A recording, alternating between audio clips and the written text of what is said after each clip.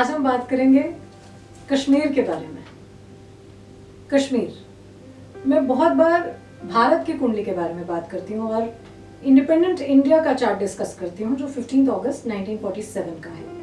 अब कश्मीर का चार्ट जो कि एक स्टेट का चार्ट है, अब तो यूनियन टेरिटरी है रीऑर्गेनाइजेशन बिल के बाद, तो इसको हम कश्मीर को कैसे देखेंगे।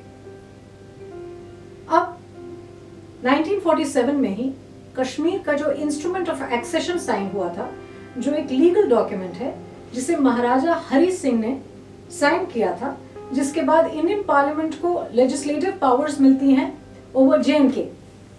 इस डॉक्यूमेंट का जो टाइम है, इसे हम कश्मीर को पढ़ने के लिए, कश्मीर के बारे में जानने के लिए इस समय और इस तिथि का इस्तेमाल करते हैं। यह है 27 अक्टूबर 1947, 13:21 आवर्स, श्रीनगर। मैं बहुत बार चार्ट्स डिस्कस करती हूँ मगर एडिटिंग नहीं होती है, इसलिए मैं वो चार्ट्स शेयर नहीं करती हूँ, उनकी सिर्फ बहुत डिटेल्स शेयर करती हूँ। पर आज आप कश्मीर का चार्ट अपनी स्क्रीन पर देख सकेंगे। ये चार्ट, इसे बहुत केयरफुली आप देखिए, ये एक मकर लग्न का चार्ट है जिसमें दोनों क्रूर ग्रह शनि और मंगल सप्तमस्थ हैं।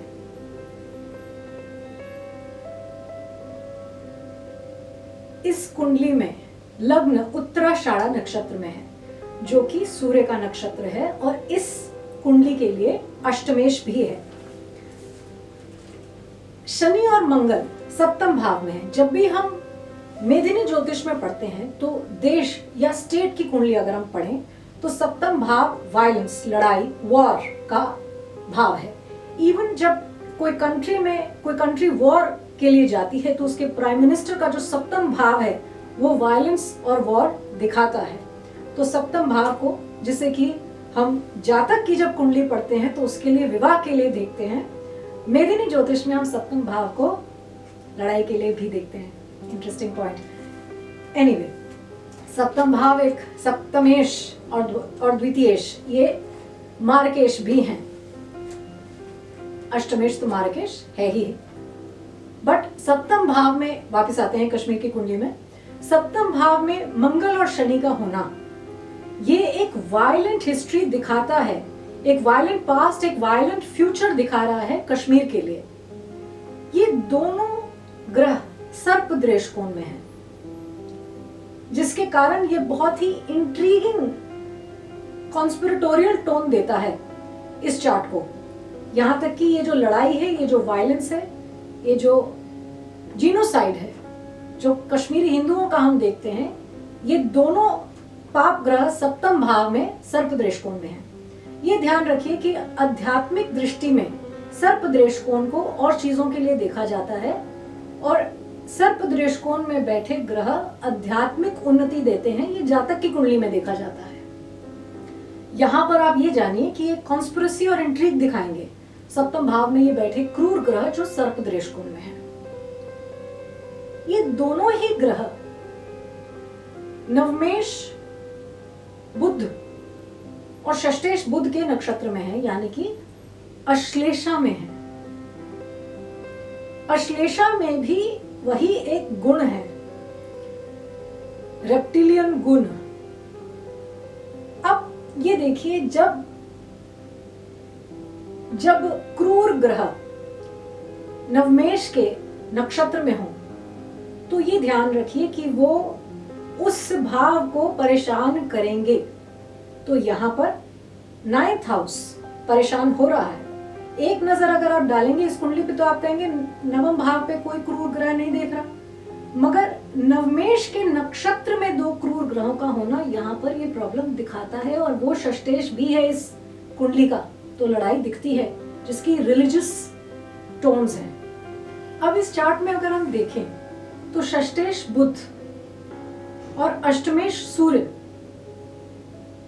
दशमेश और पंचमेश शुक्र के साथ एक युति बना रहे हैं दशम भाव में।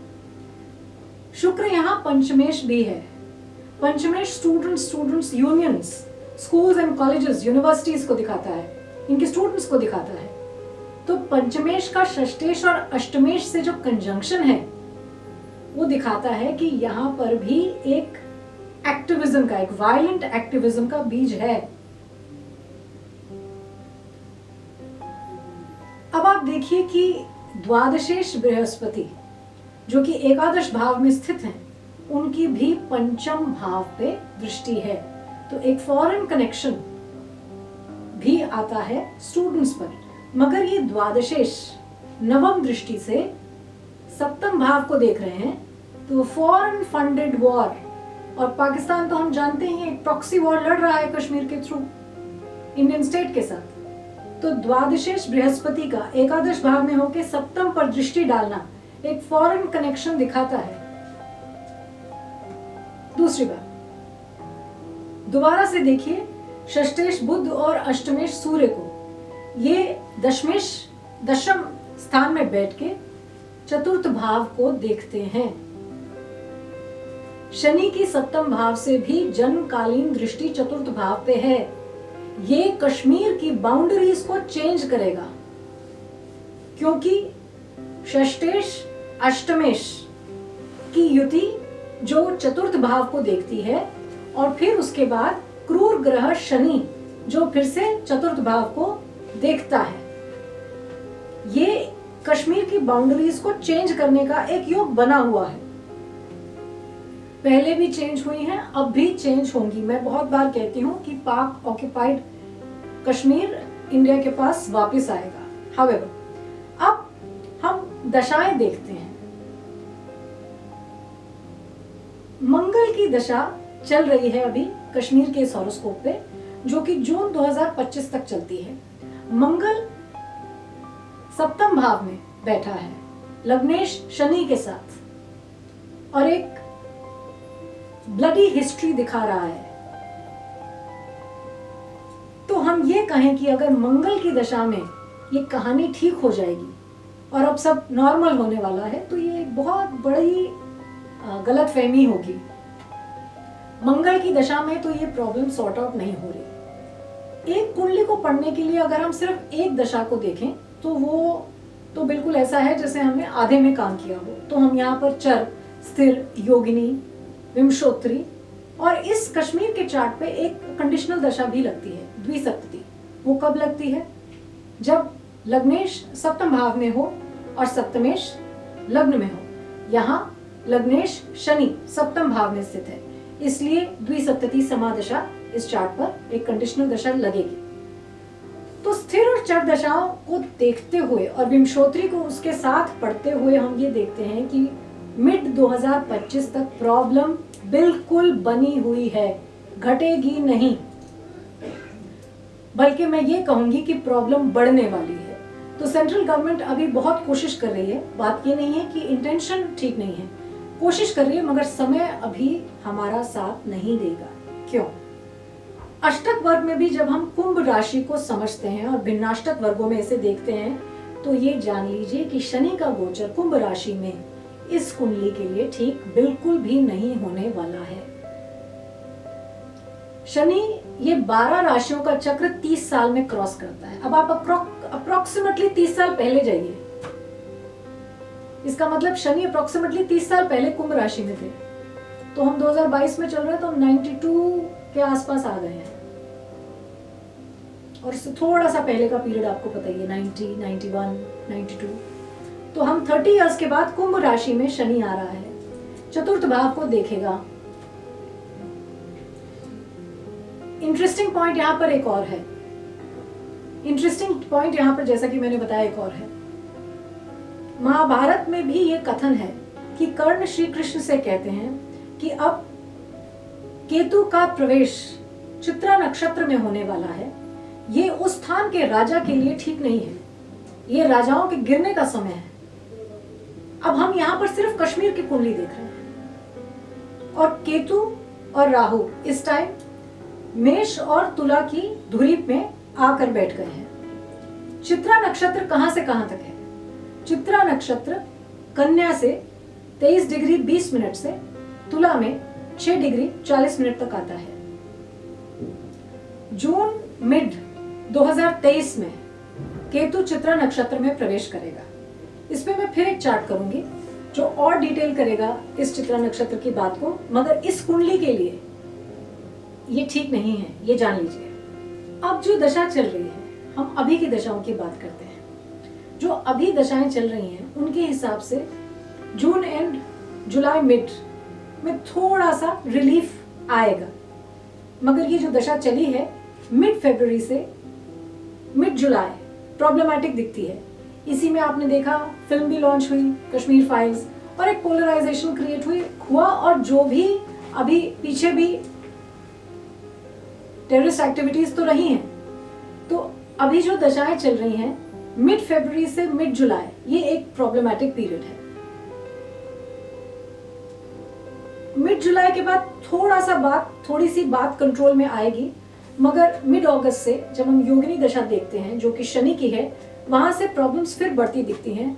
और लास्ट वीक ऑफ अक्टूबर 2022 यहां से सिचुएशन बहुत खराब दिख रही है।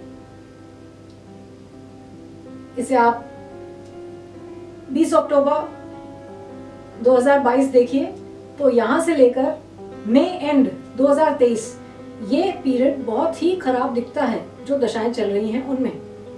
और फिर बात वहां भी खत्म नहीं होती, क्योंकि जून मिड में जाके केतु का चित्रा नक्षत्र में प्रवेश, और फिर जो और दशाएं चल रही हैं उनमें अक्टूबर 2023 से और प्रॉब्लम्स दिखती हैं। तो इसलिए अगर हम इसे ओवरऑल देखें तो अक्टूबर मिड 2022, अक्टूबर 20 2022 से बात खराब होती दिखती है और वायलेंस बढ़ता हुआ दिखता है कश्मीर में। और अभी भी जो फेज चल रहा है ये 15 जुलाई तक खराब ही है, उसके बाद थोड़ा सा थमेगा और अक्टूबर मिड से फिर खराब हो जाएगा, और काफी खराब होता है। और उसके बाद जब हम 2023 में आते हैं, 2023 जनवरी में शनि कुंभ राशि में प्रवेश कर चुके होंगे, जून में केतु चित्रा नक्षत्र में प्रवेश कर जाएंगे, और जो दशाएं चल रही हैं उसके बाद अक्टूबर से वो और ज्यादा खराब हो रही हैं। तो अक्टूबर 2022 के बाद सिचुएशन खराब दिखती है। शनि का कुंभ में गोचर 2025 जुलाई मिड तक रहेगा, तो ये पूरा पीरियड जो अब अक्टूबर 2022 से शुरू होगा वो मिड ईयर 2025 तक खराब दिखता है। ऑफ कोर्स इसे बहुत डिटेल में स्टडी करेंगे तो फोर्टनाइट कौन सी खराब है, महीना कौन सा खराब है, उसे अच्छे से पढ़ा जा सकता है, बट लार्जली ये पीरियड अब खराब दिखता है। मिड ईयर 2025 के बाद अगर हम देखें तो थोड़ी सी कमी आती है परेशानियों में, मगर ज्यादा कमी मिड ईयर 2026 के बाद ही है। मिड ईयर 26 के बाद परेशानियां कम दिखती हैं, और वहां से द सेंट्रल गवर्नमेंट जो है वो बहुत ही टफ स्टैंड लेने वाली है। अगर हम अभी कह रहे हैं कि स्टैंड बहुत टफ है, तो बाद में तो और भी ज्यादा टफ होने वाला है। आप ये देखिए कि मिड ईयर 2025 के बाद शनि कुंभ को छोड़कर मीन राशि में प्रवेश करेंगे। मीन राशि में सप्तमेश चंद्रमा स्थित हैं। इस कुंडली के लिए तब 7.5 चलेगी। तो अभी जो कश्मीर अभी एक वायलेंट ट्रेंड लिए हुए है और कश्मीरी हिंदुओं को सेटल नहीं होने दे रहा है, ये 2025 मिड तक तो ऐसे ही रहेंगे वायलेंट। पर उसके बाद पुशबैक इतना ज्यादा स्ट्रांग रहेगा कि टेररिस्ट एक्टिविटीज, उस टाइम काफी परेशानी तो दिखती है, मगर टेररिस्ट एक्टिविटीज पर एक बहुत मेजर कंट्रोल आएगा और बहुत बड़े डिसीजंस लिए जाएंगे। वहां से एक चेंज का ट्रेंड उभरता है मिड ईयर 2025 से, but more so from mid year 2026। वहां से हम ये कह सकते हैं कि इंडियन फोर्सेस ज्यादा स्ट्रांग हो जाएंगी। जो नेशनलिस्ट फोर्सेस हैं, जो नेशनलिस्ट फोर्स है, वो ज्यादा स्ट्रांग हो जाएगा और पुशबैक बहुत स्ट्रांग होगा। अभी भी पुशबैक स्ट्रांग है, पर तब और भी ज्यादा स्ट्रांग हो जाएगा। अब इस चार्ट को अगर हम देखें थोड़ा सा एक पहले का एक इवेंट अगर स्टडी करने के लिए, तो 5 अगस्त 2019 का जो इवेंट है जब 370 अबॉलिश हुआ, तो इस चार्ट में क्या दशा चल रही थी? कश्मीर के चार्ट में तब दशा चलती है मार्स राहु में शुक्र। अगर हम नवांश को देखें तो मार्स राहु एकादश भाव में बैठे हैं और शुक्र अष्टमेश है नवांश कुंडली का। एकादश भाव को मेदिनी ज्योतिष में ऑर्डिनेंस, कॉन्स्टिट्यूशन, बिल्स के लिए देखा जाता है। न्यू बिल्स आते हैं तो हम एकादश भाव को देखते हैं, और बिल्स के लिए हम रिपब्लिक इंडिया के चार्ट को देखते हैं। अब कश्मीर के जब हम इस चार्ट को देखते हैं और यहाँ नवांश पढ़ते हैं तो आप देखिए मार्स और राहु D9 यानी कि नवांश में एकादश भाव में स्थित है, और शुक्र अष्टमेश कुछ रद्द हो रहा है। एकादश भाव के अंतर्गत एक प्रत्यंतर दशा आती है जो अष्टमेश की है, तो कुछ रद्द होगा, कुछ ब्रेक होगा, स्क्रैपिंग आती है ऑर्डिनेंस में। अब इसी को अगर हम पैरेलल मिरर स्टडी करें रिपब्लिकन इंडिया के चार्ट को, जो कि 26 जनवरी 1950 का चार्ट है, 10:25 न्यू दिल्ली। अगर हम इस चार्ट को देखें तो 5 अगस्त 2019 में जो दशा चलती है वो बृहस्पति में शुक्र चलती है। बृहस्पति और शुक्र एकादश भाव में बैठे हैं, और यहाँ इस मीन लग्न की कुंडली के लिए शुक्र अष्टमेश भी है। तो एक नया ऑर्डिनेंस और कुछ स्क्रैपिंग, एक अबॉलिशन दिखता है, जिसमें JNK रीऑर्गेनाइजेशन बिल पास होता है,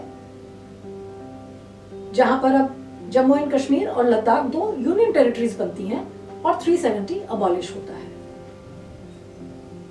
ये मत भूलिए जब 370 अबॉलिश हुआ था तो पाकिस्तान ने एक मैप निकाला था, जिसमें पाकिस्तान ने दिखाया कि कश्मीर, सियाचिन ग्लेशियर सब पार्ट ऑफ पाकिस्तान है। इनफैक्ट जूनागढ़ और गुजरात का कुछ हिस्सा भी पाकिस्तान ने अपने मैप में दिखाया, और लद्दाख को चाइनीज बाउंड्री में ब्लेंड करके कहा ये अनडिफाइंड फ्रंटियर्स हैं। सो ये पाकिस्तान ये बता रहा है कि आपने 370 अबॉलिश किया अपनी एक स्टेट के लिए, बट आपका अपना ही अस्तित्व थोड़ा क्षीण है ना, आपकी कुछ बाउंड्रीज तो हमारे साथ ही हैं। ये हो रहा था, और जब होम मिनिस्टर ने ये अनाउंस किया तो मुझे आज भी याद है कांग्रेस, DMK, TMC ये लोग तो they had squatted on the floor, जमीन पे बैठ गए थे, और एक व्यक्ति ने कॉन्स्टिट्यूशन की कॉपीज फाड़ दी थी। तो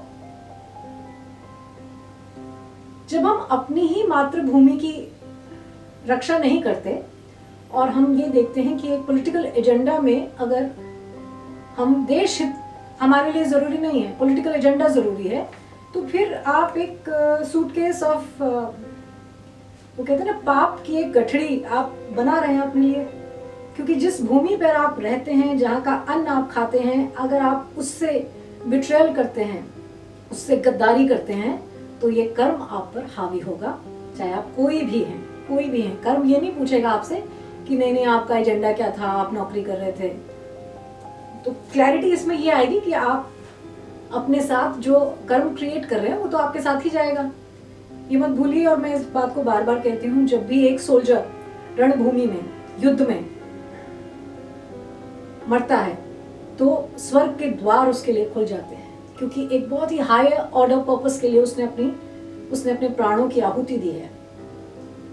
तो आप इसी भूमि से जब देशद्रोह करते हैं तो ये पाप, ये कर्म भी आपका है। फिर पॉलिटिकल एजेंडा कुछ भी हो, ये कर्म आप अपने साथ ही लेकर जाएंगे। एनीवे, ये बातें सभी जानते हैं, उसके बावजूद लोग ऐसा काम करते हैं। एनीवे, यहाँ पर मैं एक छोटा सा पॉइंट और डिस्कस करूंगी, उमर अब्दुल्ला का चार्ट। और उमर अब्दुल्ला के चार्ट को हम फिर से एक बार डिस्कस कर सकते हैं किसी और वीडियो में। ये है 10 मार्च 1970, 1858 आवर्स, रोशे, इंग्लैंड। ये एक सिंह लग्न की कुंडली है। जब ये आर्टिकल अबॉलिश हुआ तब इस चार्ट में दशा चल रही थी राहु बृहस्पति की। बृहस्पति यहाँ पर अष्टमेश होकर तीसरे भाव में बैठे हैं, पक्षी दृष्टिकोण में, और इस बृहस्पति की दृष्टि चतुर्थेश और द्वादशेश पर भी है, और ये द्वादशेश और चतुर्थेश भी बृहस्पति को देख रहे हैं। द्वादशेश का लिंक आता है और हाउस अरेस्ट हो जाता है। अब जो दशा चल रही है उमर अब्दुल्ला को, वो है राहु में शनि। आप समझ सकते हैं, शनि नीचस्थ नवम भाव में चंद्रमा के साथ, मंगल के साथ युति बनाए, क्या पीड़ा होगी इस टाइम चंद्रमा पे। मगर कर्म प्रभाव है, ये काल चक्र है। इस चार्ट में परेशानियां और ज्यादा बढ़ती हैं 2024 से। 2024 अगस्त से इस चार्ट में और ज्यादा परेशानियां बढ़ती हैं, और हम ये देखते हैं कि अर्ली 2027 में इतनी परेशानी बढ़ सकती है कि यह व्यक्ति देश छोड़कर भी जा सकता है। मार्च 2027 से ऐसे कॉम्बिनेशंस बनेंगे जो बहुत ज्यादा प्रॉब्लमैटिक दिखते हैं और बहुत लंबे समय के लिए प्रॉब्लमैटिक दिखते हैं। कई बार परेशानी में भी हम नए रास्ते निकालते हैं। There is a saying, pain ennobles. So in spite of the pain, it can be an ennobling experience. So that is what I can see in Omar Abdullah's chart. मगर ये 27 से दिखता है, 2027 से। तो क्लियरली यहाँ पर एक और इंटरेस्टिंग बात, अगर हम प्राइम मिनिस्टर मोदी का जो ओथ टेकिंग, शपथ ग्रहण का जो चार्ट है वो देखें, जो कि 30 मई 2019 का चार्ट है, 7 PM न्यू दिल्ली, इसमें द्वितीयेश और अष्टमेश, द्वितीय और अष्टम भाव पे बहुत क्रूर ग्रह बैठे हैं। तो ये हमें एक अंदेशा दे रहे हैं कि कुछ बहुत स्ट्रॉन्ग डिसीजंस लिए गए हैं इस पीरियड में, और भी कुछ स्ट्रॉन्ग डिसीजंस लिए जाएंगे। Be ready for that. इसके साथ ही कश्मीर पर ये डिस्कशन मैं समाप्त करती हूँ। नमस्कार।